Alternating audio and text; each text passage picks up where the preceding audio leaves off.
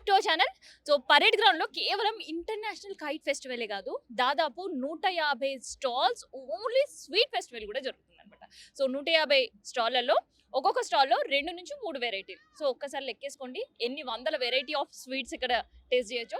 So ఒక్కసారి ఆ sweet festival గురించి వెళ్దాం అండ్ వచ్చే పబ్లిక్ ఏమంటున్నారు ఆ స్వీట్ ఫెస్టివల్ గురించి అండ్ ఫుడ్ స్టాల్స్ గురించి కూడా తెలుసుకుందాం. ఒక్కసారి ఇక్కడికి వచ్చిన విజిటర్స్ తో మాట్లాడదాం. హాయ్ అండి. సో ఎట్లా ఉంది ఇక్కడ స్వీట్ ఫెస్టివల్? చాలా కొత్తగా కనిపిస్తుంది, చాలా బాగుంది. అందరు చూడడానికి చిన్న పిల్లలతో బాగా ఎంజాయ్ చేస్తున్నారు అందరూ. లైక్ ఫుడ్ కూడా చాలా బాగుంది.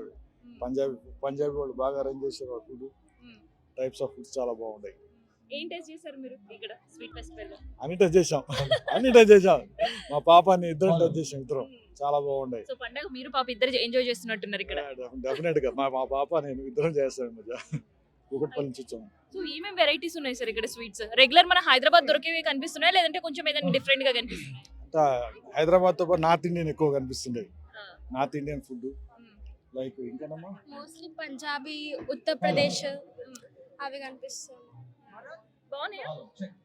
బాగానే ఉన్నాయి. మనం ఎప్పుడు తినే కాకుండా లైక్ న్యూగా ఉన్నాయి కాబట్టి. సో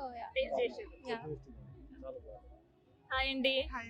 సో ఇవాళ భోగి, మీకు కూడా happy Sankranti. Thank you ma'am. So ఎట్లా అనిపిస్తుంది ఇక్కడ ఫుడ్ ఫెస్టివల్? బాగుందండి. ఇంకా స్టాల్స్ ఇంకా పెడితే ఇంకా బాగుంటుంది అనేసి.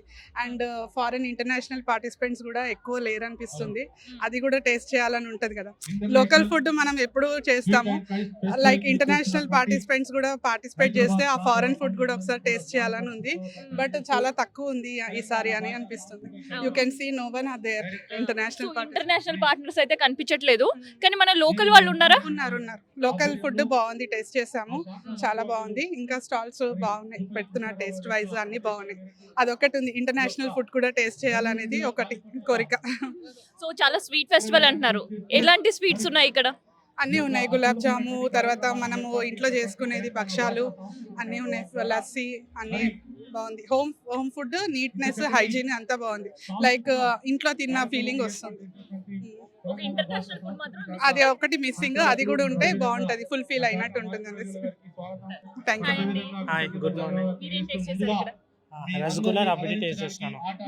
బాగుంది ఇక్కడ, చాలా నచ్చింది. ఇక్కడ ఎవ్రీ ఇయర్ వస్తూనే ఉంటాము, మా ఫ్యామిలీ తోటి వస్తాను. బాగుంది ఇక్కడ. సో లాస్ట్ ఇయర్ కి ఈ ఇయర్ కి ఫుడ్ స్టాల్స్ ఏమైనా పెరిగాయా?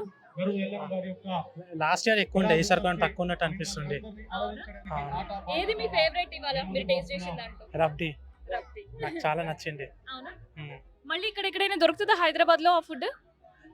దొరుకుతారు, ఎందుకు దొరకరు, కానీ టేస్ట్ అయితే నాకు నచ్చింది ఇక్కడ. Hi sir. హాయ్ అండి. సో ఎట్లా అనిపిస్తుంది ఇక్కడ kite and sweet festival?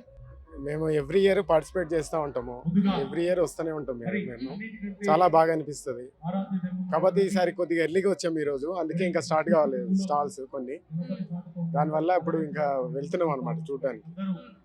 Kites కూడా లాస్ట్ టైం పిల్లల గురించి కైట్స్ ఎగరేసేవాళ్ళము, ఈసారి ఎగరేయట్లేదు. అదొకటి డిసడ్వాంటేజ్. ఇప్పుడు లాస్ట్ ఇయర్ కైట్ ఫ్లైయర్స్ అటువైపు, పిల్లలు ఇటువైపు ఎగరేసేవాళ్ళు. కైట్స్ తెచ్చుకున్నాము, అవన్నీ ఇంకా టైము ఇంకా స్పెండ్ చేయడానికి ఏం చేయాలో అర్థం కావట్లేదు మాకు.